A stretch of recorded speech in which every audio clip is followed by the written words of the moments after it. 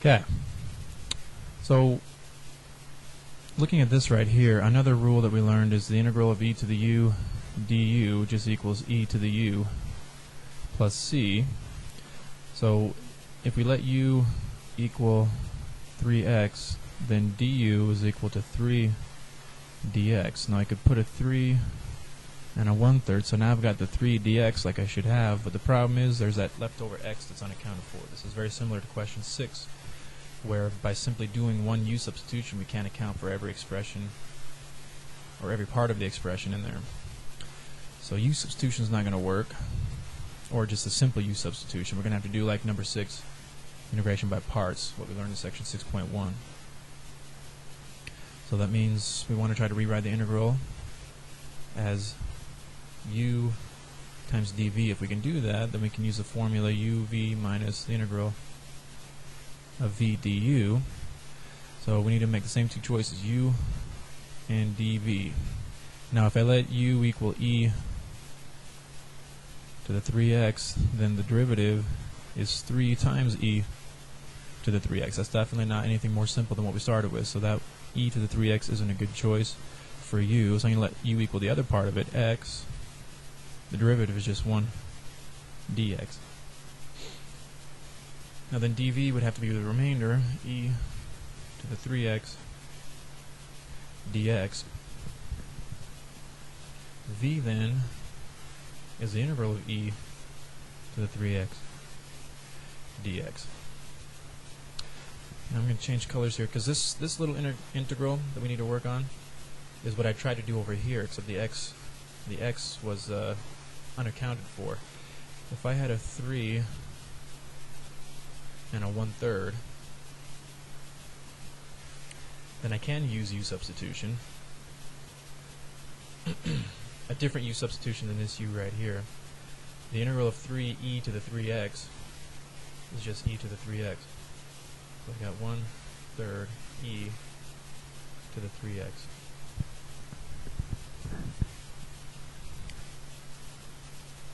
So now I can take this integral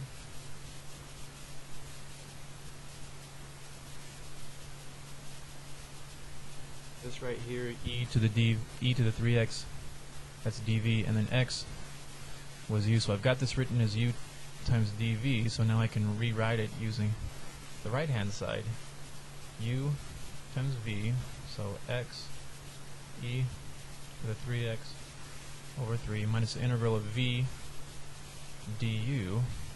And again, instead of writing the 1/3 here, I'm going to write the 1/3 here, so e to the 3x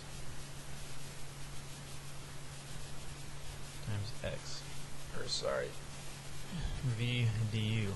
So e to the 3x dx. There we go. Now this integral e to the 3x we just did right here, integral of e to the 3x. But I had to add a 3 and a 1/3. In so doing, we ended up with 1/3 e to the 3x. So we've already done this integral. Integral of e to the 3x is 1/3 e to the 3x.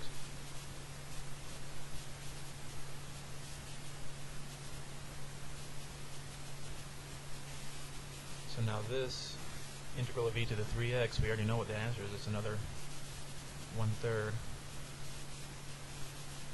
e to the 3x.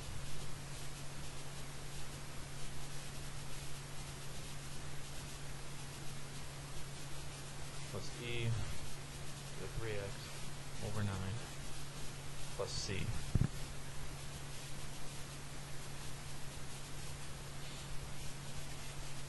So those two being the same integral. For more practice on 6.1 problems, integration by parts, look at your homework for section 6.1, do some of the other problems from that section. Everyone's a little bit different. They follow the same basic formula here, uv minus the integral of v du. But each one's a little different. Okay, question 8. Like question 1, this is an example, question 1 and 2, this is an example where we have an inside function. So we could let u equal 2x to the 5th minus 5, which means du equals 10x to the 4th dx. So one thing we could try, this is supposed to be a 10 because we want it to be a 10. So instead of 40, I could write it as 4 times 10. Because 4 times 10 is still 40, and it puts the 10 where I want it. So now this 10x to the 4th dx can be rewritten as du. So we've got a new problem, 4 times the integral of u to the 5th du, which is 4 times u to the 6th over 6 plus c, so this is 2 times 2x to the 5th minus 5 to the 6th power all over 3 plus c.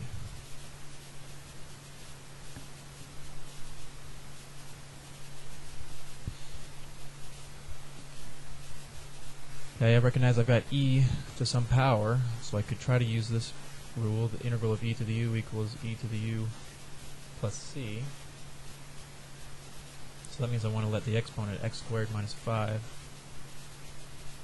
equal u. So then du equals 2x dx. So I want to have a 2 right here, so if I take that 6 and split it up into 3 times 2, now I've got 2x dx. So the integral can be rewritten as 3 times the integral of e to the u du, which is 3 e to the u plus c. And then go ahead and undo the substitution.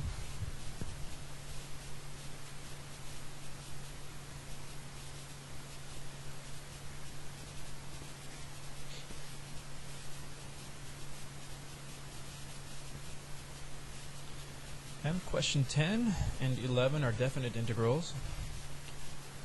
So I'm going to take this 4 right here, move it out front. So now we've got 4 times the integral from 1 to 4 of 1 over x dx. Now this right here, 1 over x dx, that's just the natural log. So we've got 4 times the natural log of the absolute value of x. And instead of adding a plus c, this is definite integration, so we need to evaluate this antiderivative from 4 to 1. And the fundamental theorem of calculus has us evaluating the antiderivative first of the upper bound. So this is 4 times the natural log of 4, and then we subtract the antiderivative evaluated at the lower bound, 4 times the natural log of 1.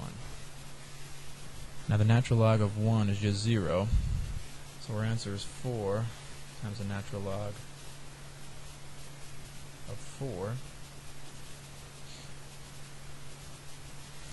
And I would expect you to approximate that on your calculator. And that's about 5.55.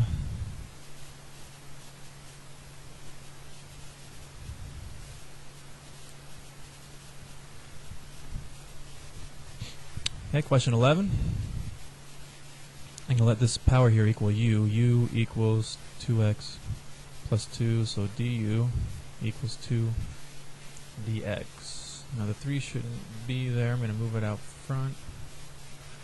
I'll replace it with a 2. And then I've got to divide by 2. So now I've got 2 dx, which is my du. And here I'm going to have e to the u. So we've got 3 halves times the integral from -2 to -1 of e to the u du. So the integral of e to the u is just e to the u, so it's e to the 2x plus 2 evaluated between -1 and -2.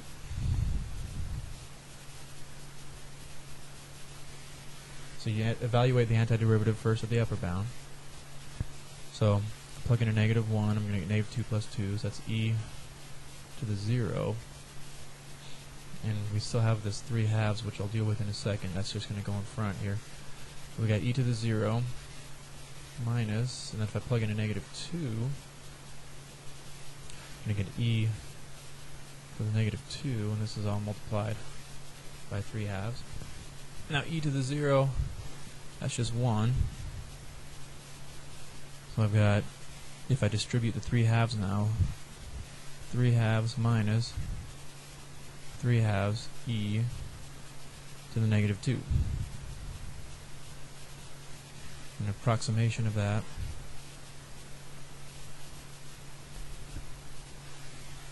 about 1.3.